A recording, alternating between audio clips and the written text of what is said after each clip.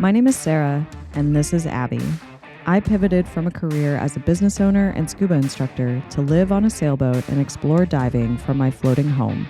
On this channel, you'll get scuba lessons, dive site explorations, boat repairs, and sailing adventures. Connect with the community and dive with me on one of my upcoming expeditions. Welcome to Azul Unlimited. Oh gosh. You look cozy. Oh, hello. We are here in Mexico, which means goodness. I'm in the midst of all of my dive expeditions that will be kicking off 2026. So this is my New Year's reminder to become a DAN member. Divers Alert Network is a nonprofit, and they are here to help all of us divers stay safe in the water. Besides resources and gear, they offer diving insurance and trip insurance. And if you don't know about any of this stuff, I have a huge video on my channel explaining exactly what they do and how helpful they are. If you haven't seen it, I will link the video in the description below, along with some sign-up links for membership and insurance. What do you think, Abby? Should we get into the video? You basically just tolerate me.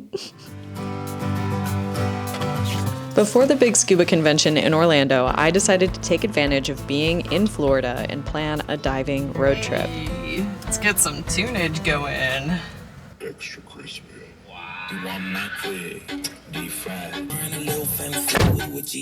Press brake to start.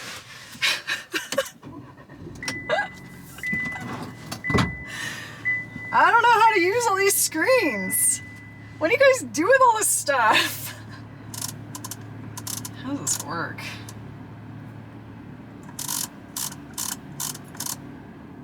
Head northwest toward 5th Street. Okay. Now get the tunes back.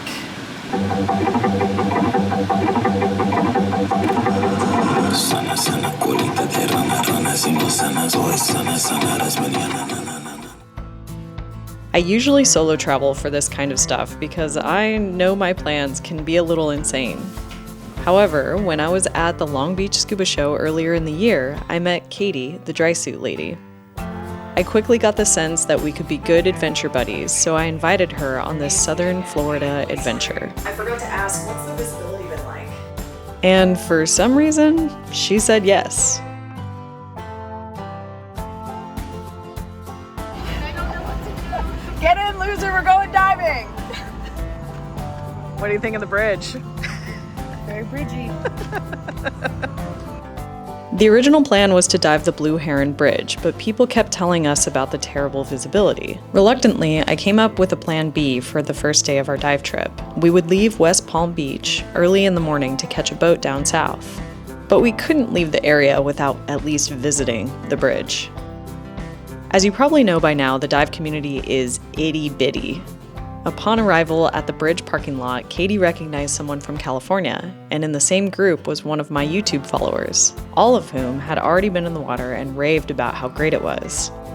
Plan B went out the door, and we invited ourselves on a dive with our parking lot friends. Luckily, they were kind enough to allow us to tag along. Sorry, my big old is in the way too. You're fine. You can't see anything. It's way too dark. That's 14 feet right here. We're here right now, right? We're about here. We're there. No, we're there. This is us. That's us. So it doesn't get deeper than 14 feet? That's not. Really? It's deeper than 14 feet, right? But we've got 10, 6, and 14. They have spotted eagle rays here? I want to see. They're like some of my favorites. They're so cute. Is the bridge. Okay, we became quite acquainted last night. Nice white Florida air out here. Remember that bag of trail mix that I have? Yeah. I have a feeling that's gonna be just a massive chocolate. Oh, nice. We hit up one of the dive shops nearby for rental gear. Besides tanks and weights, one piece of equipment you might need to rent for the Blue Heron Bridge is a dive float. Because the dive site is very shallow and it's right next to a busy boat channel, every group must trail a float throughout the entire dive. Another thing to consider for this iconic dive in Florida, it is extremely tide specific. The current can rip through this area, so planning a dive around slack tide is important. And it's not just about the current. I've heard visibility can change greatly if you miss your tide window. Finally, once you decide on your dive plan, arrange to arrive at the site even earlier because parking can be tricky. There are bathrooms in the parking lot and a place to rinse off after the dive, which all in all makes the Blue Heron Bridge a pretty comfortable shore diving spot.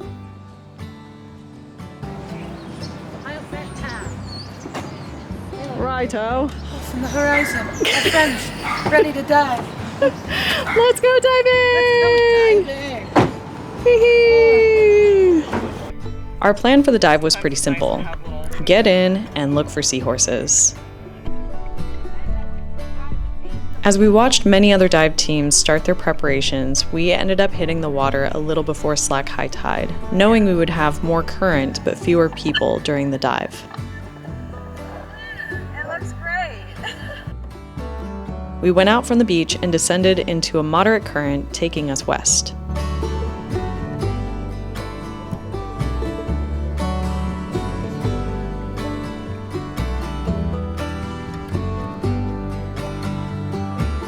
With our seahorse goal in mind, we also decided to depart from the standard snorkel trail, opting instead for the seagrass area. And we were not disappointed.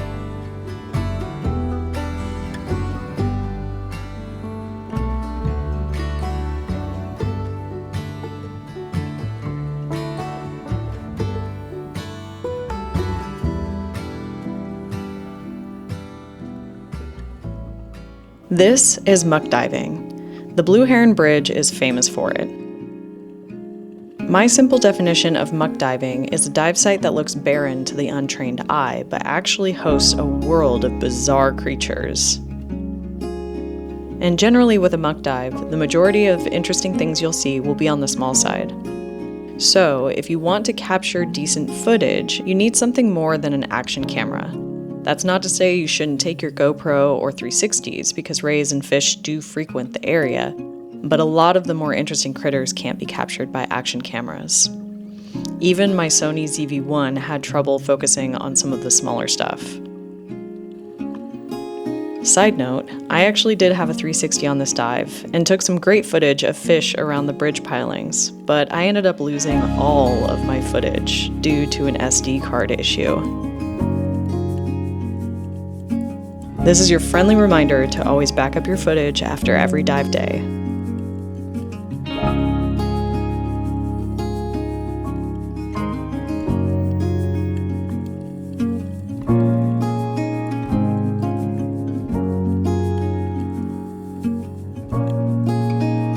Anyway, we ended up having a wonderful dive with new friends, kicking off our road trip in just the right way.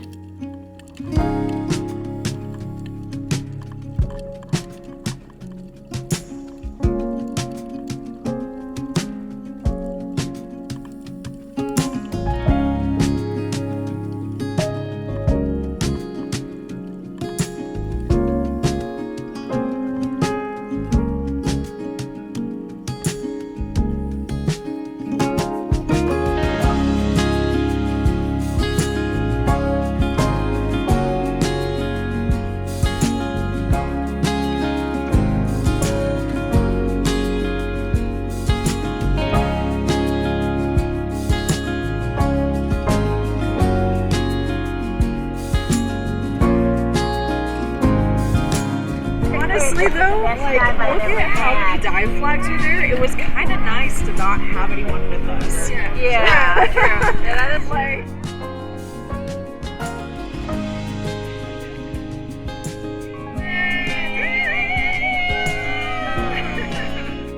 Next week, Katie and I head to Key Largo to dive the Spiegel Grove with our friend Gabe from Your Dive Concierge.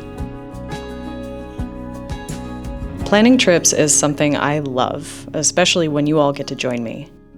I have a trip to Bonaire coming up this summer, so if you're looking for the perfect diving vacation in 2026, check out the trip details on my website. Okay, love you, bye!